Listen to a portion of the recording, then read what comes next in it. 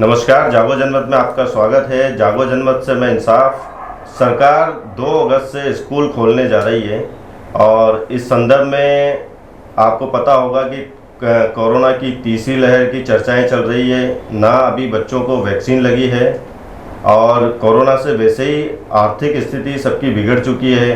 कैसे अभिभावक फीस देंगे, भारी भरकम फीस का भुगतान करना पड़ेगा। इसी संदर्भ में हमारे साथ आज जागो जनमत स्टूडियो में पहुंचे हैं कोटा अभिभावक महासंघ के अध्यक्ष क्रांति तिवारी जी। आइए हम उनसे चर्चा करते हैं, उनसे पूछते हैं कि जो सरकार 2 अगस्त से स्कूल खोलने जा रही है क्या वो उचित है या नहीं।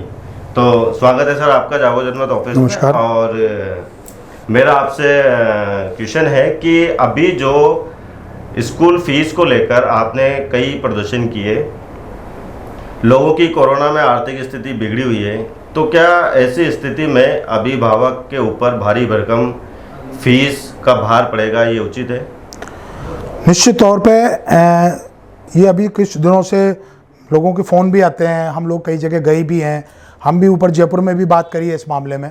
जिस तरीके से अभी कोरोना महामारी से लोग वैसे ही बहुत जूझे हुए हैं और आर्थिक स्थिति लगातार, अभी नहीं, आर्थिक स्थिति तो यूँ मान लो नोटबंदी, फिर जीएसटी है, फिर ये कोरोना का आ गया मामला, तो लोगों की लगातार डाउन ही होती जा रही है, जंप तो हो ही नहीं पा रही है। अभी लोगों के घर चलाने के लिए भी लोगों की स्थितियां खराब हो रही है। ऐसे में ये फीस के लिए जो दबाव बना रहे हैं, ये एक बहाना कर देते हैं बार बार कि सुप्रीम कोर्ट ने आदेश कर दिया है, सुप्रीम कोर्ट ने आदेश कर दिया। अरे सुप्रीम कोर्ट ने आदेश क्या किया, आपने देखा क्या आदेश किया है? सुप्रीम कोर्ट ने आदेश किया है किस प्रदेश की स्थिति किस स्तर की है, कहाँ क्या चीज़ लागू होती है।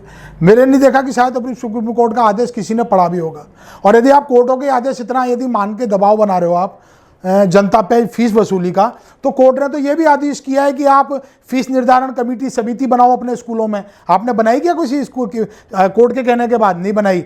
आपसे एनसीईआरटी का कोर्स लागू करने के लिए कहा है, जो आज करोड़ों रुपए का जो शिक्षा माफिया एक किताबों के नाम पे, पुस्तकों के नाम पे अलग अलग स्कूलों में अलग अलग ट्रेडमार्क की किताबें चल रही हैं, करोड़ों रुपए का एक गोलमाल होता है। एनसीईआरटी का सिंगल कोर्स लागू कर दिया गया है, हर स्कूल में एनसीईआरटी का कोर्स लागू किया। इसके आदेश आ गए, इन्होंने लागू किए क्या? नहीं लागू किए। आपको एक सुप्रीम कोर्ट का आदेश लेके रोज आप लोगों के फ़ोन लगाते हो, रोज लोगों को परेशान करते हो, लोग बेचारों को ऑनलाइन क्लासेस में उसको डब कर देते हो।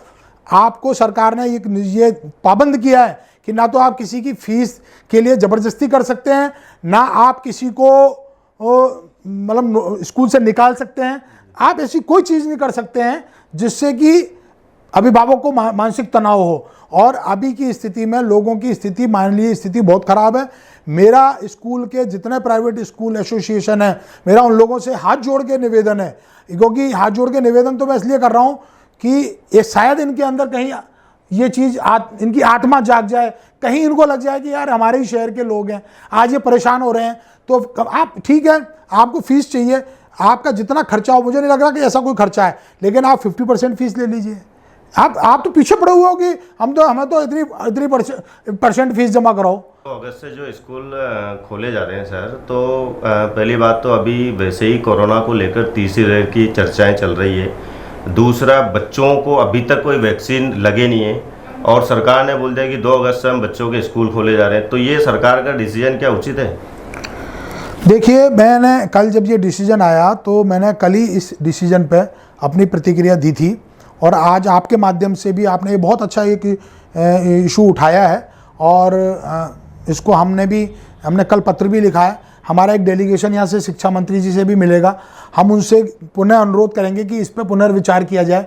कक्षा मतलब इन्होंने क्लास 1 से लेकर और 12th तक के स्कूल खोले हैं।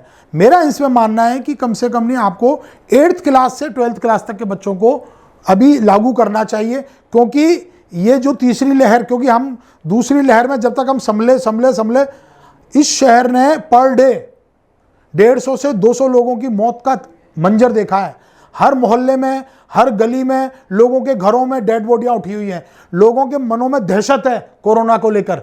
जो इस दहशत में कोई अपने कलेजे के टुकड़े को कैसे अकेले भेज देगा स्कूल में कि आप जाओ और स्कूल वालों के भरोसे पे अंदर क्या चल रहा है, क्या उनकी सोशल डिस्टेंसिंग हो रही है नहीं हो रही है, क्या बाथरूम में जो जा रहे हैं जिस बाथरूम में उसमें क्या व्यवस्थाएं हैं, सैनिटाइज कर रहे हैं नहीं कर रहे हैं। बच्चों को कौन समझाएगा? बच्चों को जब तक पेरेंट्स साथ में होते हैं तब तक ही समझा सकते हैं। पेरेंट्स के दबाव में ही वो बेचारे थोड़ा सा अपना ध्यान रख लेते हैं, वरना खेलेंगे भी कूदेंगे भी। और तीसरी लहर अभी आपको मालूम भी है कि पहले जब दूसरी लहर आई थी वो भी महाराष्ट्र अपने मुंबई से शुरू हुई थी, और ये तीसरी लहर की भी गूंज महाराष्ट्र में सुनाई देने लग गई है। और जब तक मुझे ये लग रहा है कि 2 तारीख को ये खोलेंगे, 2 तारीख तक और स्थितियां बदलने लगेंगी, महीना भर में और बदलेंगी, तो मेरा इस मामले में मैं बिल्कुल सहमत नहीं हूं कि छोटे बच्चों को अभी नहीं भेजा जाए। आपने बिल्कुल सही बोला, अभी वैक्सीनेशन भी नहीं हुआ। ठीक है, हम लोगों का वैक्सीनेशन हो गया है, टीचर्स का वैक्सीनेशन हो गया है ना, मालिक का वैक्सीनेशन हो गया होगा, स्कूल के मालिक का, लेकिन बच्चे तो अभी वही रिस्क में है ना। बच्चे खुद ही अभी इतना, अब बच्चे कोरोना सुन के खुद ही इतने डरे हुए हैं कि वो बेचारे अभी, वो मेरे को नहीं लगता कि वो भी खुले मन से स्कूल को अटेंड कर पाएंगे। तो मेरा मानना ये है कि मैं राज्य सरकार से भी, आप लोगों के माध्यम से भी हम कोशिश करेंगे, हमारी तरफ से भी हमारा एक डेलीगेशन मुलाकात करेगा। हम यहाँ जिला कलेक्टर से मिलेंगे, संभागीय आयुक्त से मिलेंगे, उनको भी ज्ञापन देंगे और ये मांग करेंगे कि ये जो स्कूल है, ये स्कूल को आप 8th क्लास से 12th क्लास तक, 8th क्लास का बच्चा और 12th क्लास का बच्चा जो होता है वो अपने आप की सुरक्षा रखना भी ध्यान रखता है। और उसको यदि जल्दी कोई बीमार होती है ना, तो आप एक छोटे बच्चे को, बेचारे को यदि कोई बीमारी हो जाए ना, तो आप अभी वैक्सीनेशन के बीच में जब डेंगू का चलाया था, मैं गया था 2-3 स्कूल में चीफ गेस्ट के रूप में, तो वो बेचारे वो छोटे बच्चे वो वैक्सीन लगाने में डरते हैं। आप बताओ, ऐसे बच्चे जो वैक्सीन लगाने में इतने डरते हैं, उनको आप इतने बड़े रिस्क में नहीं डाल सकते हो। वो कोरोना जैसी बीमारियों का इलाज कैसे झेलेंगे? आप कल्पना करो, एक छोटा बच्चा कोरोना जैसी बीमारी को कैसे झेलेगा? तो मैं ये कह रहा हूं कि आप इस कल्पना को देखते हुए छोटे बच्चों को अभी अवॉइड करो, क्योंकि पेरेंट्स पहले ही बहुत चिंतित है। वो तो कोशिश कर रहा है कि हम हमारे बच्चों को, लोग बच्चों को बाहर साइकिल चलाने के लिए नहीं जाने दे रहे, ग्राउंडों में नहीं जाने दे रहे, आप कह रहे हो स्कूल में भेज दो। कैसे स्कूल में भेज दो? अभी ये मेरे को ये निर्णय निश्चित तौर पर राज्य सरकार ने बहुत अच्छा काम किया है, माननीय चिकित्सा मंत्री ने बहुत अच्छा काम किया है कोरोना काल में। लेकिन मैं इस कोरोना काल में जो अच्छा काम किया वो सारा काम खराब मानता हूं। यदि इन्होंने छोटे बच्चों को अलाउ किया स्कूल में, तो वो परिणाम आएंगे जिसकी कल्पना नहीं की जा सकती। तो सरकार को कोरोना काल अभी चल रहा है, सरकार को स्कूलों को लेकर कोई अलग से पॉलिसी बनाना चाहिए। बिल्कुल बनानी चाहिए, स्कूल को लेके कोचिंग को लेके सबको लेके पॉलिसी बनानी चाहिए। और इसके लिए उनको क्या करना चाहिए कि अब ये इन्होंने तो कह दिया, आपको मालूम ही है सरकारी तंत्र कैसे चलता है। ये तो कह देंगे कि साहब हमने वहाँ बना दिया और जिला शिक्षा अधिकारी यूँ करेगा, वो वहाँ करेगा। आपने देखा है किसी प्राइवेट स्कूल में जिला शिक्षा अधिकारी को अंदर, उनके कर्मचारियों को तो घुसने नहीं देते हैं।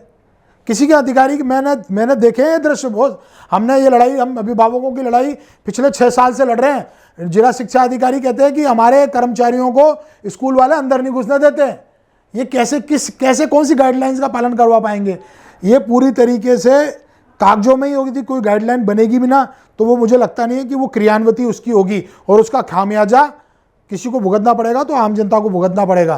क्रियान्विति नहीं होगी ना जब तक, तो ये जो अपने नेटवर्क तैयार करेंगे ना कि भाई हम इस तरीके से करेंगे, हम चेकिंग करेंगे, हम वहाँ जाएंगे, हम स्कूलों को ये गाइडेंस देंगे, हम स्कूलों को इसके लिए पाबंद करेंगे। आप पाबंद कर लो, मान रहा है नहीं मान रहा, कौन देख रहा है?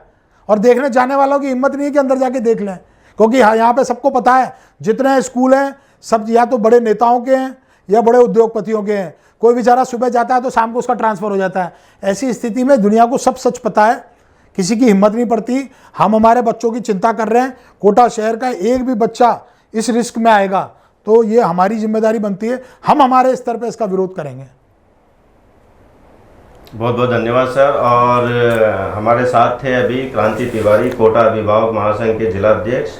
उनका कहना है कि सरकार का जो डिसीजन हुआ है 2 अगस्त से स्कूल खोलने का, वो बिल्कुल गलत है और इसके जो परिणाम आगे आएंगे वो बहुत भयानक हो सकते हैं, क्योंकि बच्चों को अभी ना कोविड वैक्सीन लगी है और अभी तक कई तो सेकंड वैक्सीन भी नहीं लगी है अभिभावकों को। तो बच्चों का तो अभी जितने अभिभावक उतना ध्यान रख सकते हैं उतना स्कूल प्रशासन ध्यान नहीं रख पाएगा, ये इनका कहना है। इसी के साथ मैं इंसाफ मोहम्मद आगे की चर्चा करते हैं। धन्यवाद।